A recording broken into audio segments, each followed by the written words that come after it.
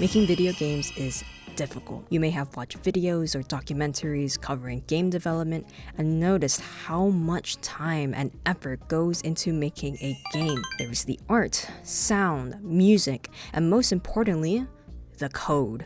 Programming is an up and down adventure. Scourging online forums or how to do certain things within the limitations of your game engine and language, it's particularly not a fun experience, but it's so rewarding when you see your game functional. And that's what I did for my class during uni.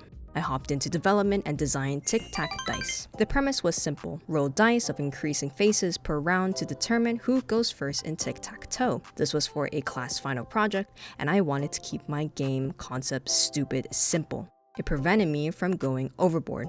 A lot of aspiring game developers want to make the next Legend of Zelda, Persona 5, or even the next Baldur's Gate. And when they dive into it, they are met with myriads of challenges. Functions are not behaving as expected, suddenly everything's a placeholder sprite, and how would you even find music? Yeah, definitely a lot. So here's how to start small when going into the game industry. So we're not gonna make the next Baldur's Gate. Then what's an easy introduction game that I could make? Platformer, Flappy Bird, tic-tac-toe. Tic-tac-toe? Tic-tac-toe does sound interesting, but other developers have made this before. What can I do to spice it up? That's it. That was literally my thought process. I used Love2D to make this game, programming in Lua. I've never used this game engine nor the programming language before this project, but I figured it would be easier to use a 2D only engine. It's also very easy to use. You just drag your project folder into Love2D and the engine will run the game from there. Practically everyone knows the rules of tic-tac-toe. Two opponents, X and O, draw their representatives on a 3x3 chart. Whoever draws 3 in a row, a column, or diagonal is declared the winner. But not everyone has played Baldur's Gate 3, nor Dungeons & Dragons. So here's the premise. When a round starts, players roll a dice. Whoever has the highest number starts the round, then whoever has the second highest number goes next, so on and so forth. So in my game, the higher roll goes first in the tic-tac-toe segment. Explaining your intentions with the game's design is very important in the development process for two main reasons. The first is aligning your program with your expectations. The second is reiterating the design to colleagues or fact checkers. When people think of programs, they may think it's a super complicated matter.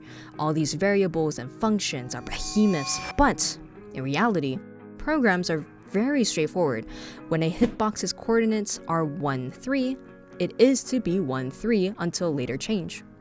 When a function is for drawing sprites onto the screen, then all variables used are for drawing. Thus, when the program deviates from the intended design, and it will, break down its process further. Let's say when player X clicks on a square, they'd expect an X to be drawn in that square, but the X is drawn outside the square. This is not the program making a joke, it means somewhere in the code the numbers are wrong.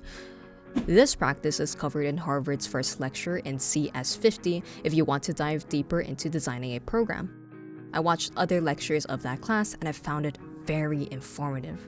All of it may not directly translate into game design, but take away the fundamentals of that class and apply it to what you will be doing. Sometimes, what you'll be doing is too difficult.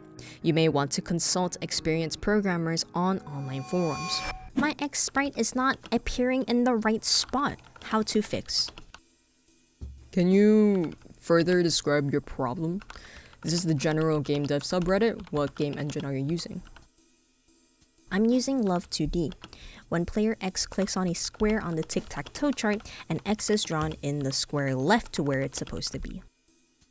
Have you checked whether the draw function is drawn at the correct coordinates? If that's correct, check if the square hitbox is at the correct coordinates. Turns out the hitbox was at the wrong place. Thank you.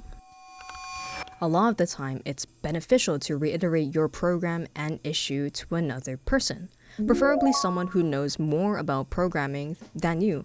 The other person may ask questions like, "How did you want this function to behave?" Or, "How are you reflecting the appropriate variable?"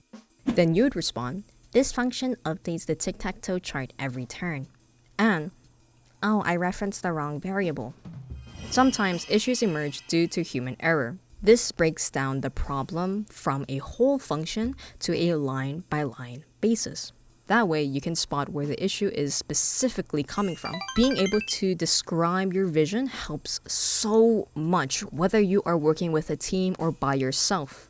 Explaining on online forums or using specific terms helps to focus on what the problem really is, rather than shrugging it off. Overall, programming is a very tedious journey. It's important to take breaks from coding. Maybe redirect your focus onto something else, like creating character sprites or making music, or even touch grass.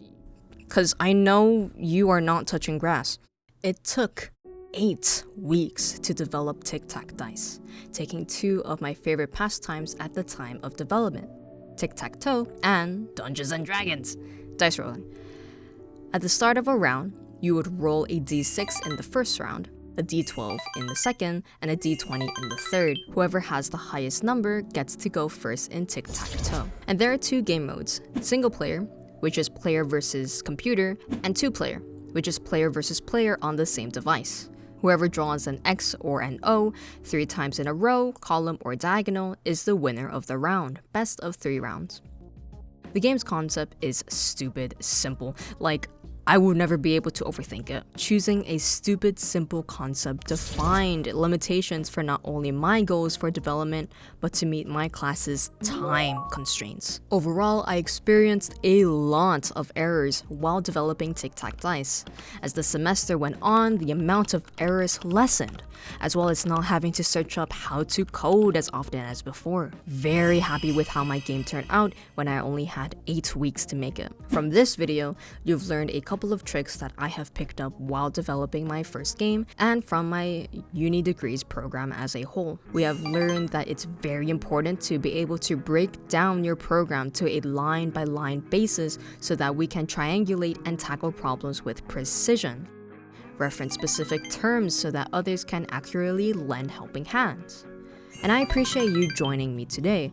If you want to come back here another day, subscribe and follow my other socials. See sneak peeks of my horror puzzle game. Last month, I uploaded my first devlog covering how I made 30 concept illustrations in 15 weeks. Otherwise, I have been posting shorts and reels of my characters, and a lot of it has been Kevin, my brain rot Gen Z OC, doing memes and dancing, and he's just been a lot of fun to draw. Thank you for watching. We'll meet again another day.